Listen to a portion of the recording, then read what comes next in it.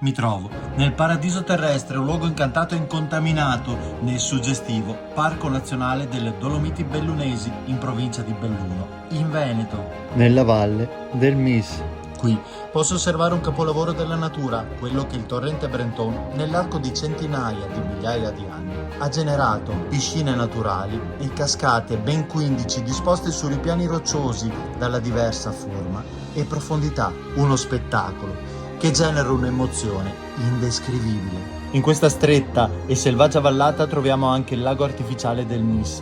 Pensate che nel 2019 è stato premiato come il secondo lago più bello d'Italia. A qualche centinaio di metri di distanza c'è un passaggio segreto e ci troveremo davanti a un salto d'acqua di 12 metri, la cascata della Soffia, che ha plasmato un piccolo canyon con cunicoli, gallerie e passaggi scavati nella roccia, tutti da scoprire.